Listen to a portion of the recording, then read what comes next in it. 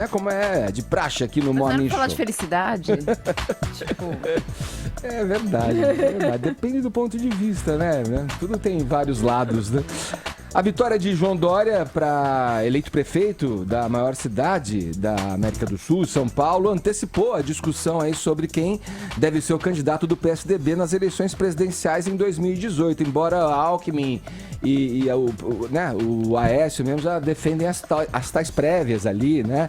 Mas enfim, com a eleição do seu afiliado político, o Alckmin, se cacifou ainda mais para essa disputa aí ao redor, né, da qual orbitam o ministro José Serra, que diz aí a informação de que não teria ligado para não João ligou, Dória. disse que não pode comentar. Teve muita eleição no país, não posso comentar cada cidade aí. E além do Serra, o Aécio, que eu citei aqui, né? Vamos lá, Ellen e Tognoli é uma competição antiga e esse racha no PSDB sempre foi visto como um empecilho, né? Para que o partido se firme mesmo como uma força de centro-esquerda ali, né?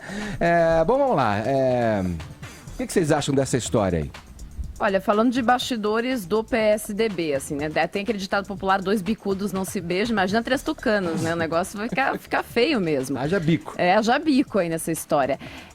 Primeira coisa, é muita ingenuidade quem acredita que quando o Aécio vem a público defender prévias, é porque ele captou a mensagem das urnas, que Alckmin está fortalecido e tudo mais. Na verdade, não é nada disso, é porque, apesar dos pesares, né? Apesar de o fato de ter aí o nome envolvido em investigações e tudo mais, ter dado uma enfraquecida na imagem pública do Aécio, dentro do partido ele ainda é cacique, ele manda no partido. Então ele sabe que se tivesse umas prévias hoje, ele seria eleito. Então é claro que ele vai defender prévias porque ele seria eleito, é só isso. Então é ele que está defendendo prévias por causa disso.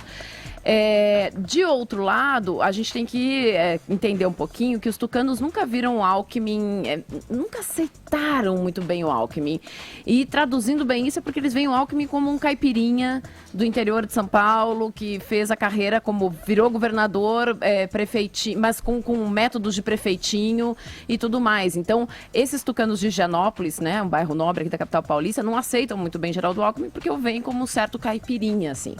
Agora, eles não podem negar que um cara que se elegeu muito bem nas eleições de 2014 e consegue eleger Dória, que, enfim, era um cara que não estava na política, ganhou uma força muito grande. Então, fica mais acirrada mesmo essa disputa. Aí, correndo por fora, tem José Serra, que, como você falou, não ligou pro Dória. Quando foi perguntado agora em viagem, né? Olha, mas e a eleição em São Paulo, né? Você pergunta pro ministro. Já tinha declarado que o candidato dele era o Andreasa. É o André Matarazzo. Matarazzo. Isso, o Andreasa é aqui da Jovem Pan. O André Matarazzo. É o italiano da área, da Calabria. É tudo italianado, né? Fica meio, né? E aí o Serra, né, como bom perdedor que é, só que não, já disse, não, mas eu não posso comentar o resultado de tudo quanto é eleição. Agora, isso tudo que eu falei, a gente já meio que sabe, vem à tona essa briguinha entre os três. O que se fala mais nos bastidores, e aí nem todo mundo sabe, é da possibilidade de, em não ser o candidato do PSDB, não sendo o candidato do PSDB, José Serra migrar para o PMDB.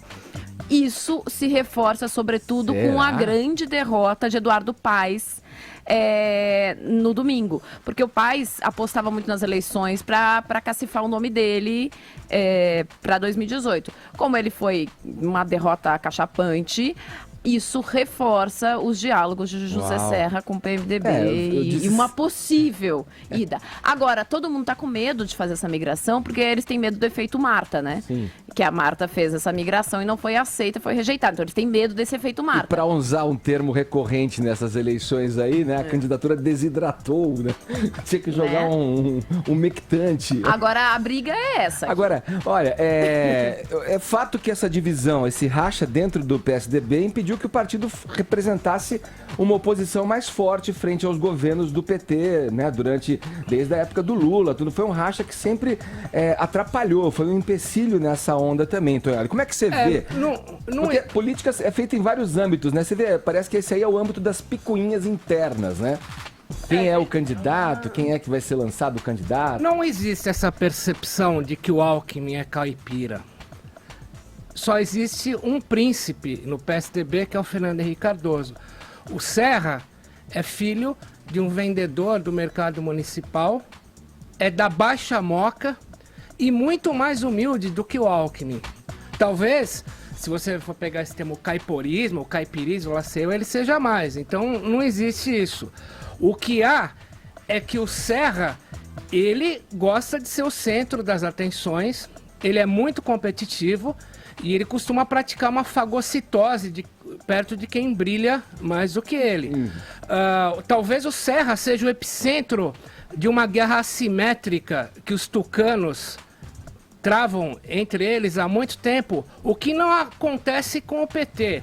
Se a gente tem esse movimento que fez o PT se unir tanto, você veja como são os caras. Os caras, eles vão presos, mas não entregam o Lula. Os tucanos não, eles se digladiam. O tucano é basicamente um disfuncional. O Serra é o disfuncional da Silva. Então, o que vai acontecer é que com esse crescimento, sim, do Alckmin, Serra, Fernando Henrique, Aécio vão começar a odiar o Jorge Benjor. Os alquimistas estão chegando os alquimistas. O Alckmin era uma estrela solitária, agora é uma dupla estrela com o Dória. Agora, vai ter muita briga porque o Serra é o disfuncional da Silva.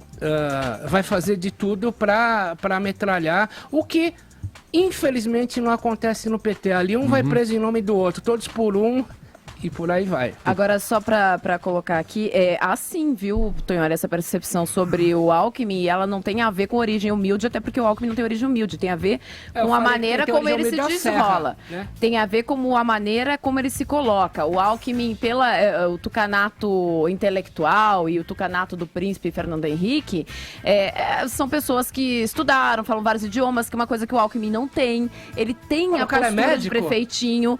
Não, ele não fala outro idioma, ele só fala português, meu querido. Ele tem essa postura de fazer campanha com a humildade. Porque ele não fala inglês?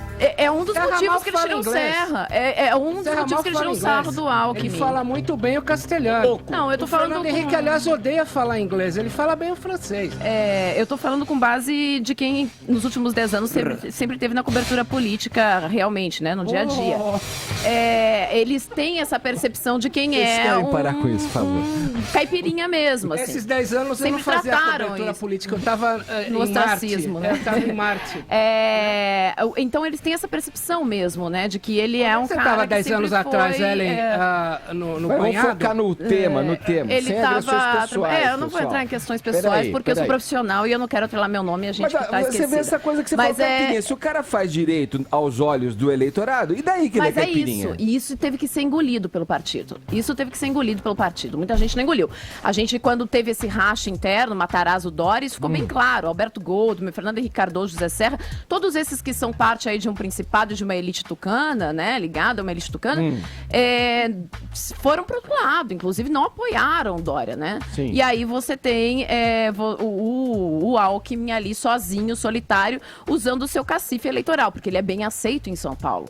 E aí ele tem que ser engolido, mas a percepção dentro do partido é um pouco de discriminação em relação a isso. Ok.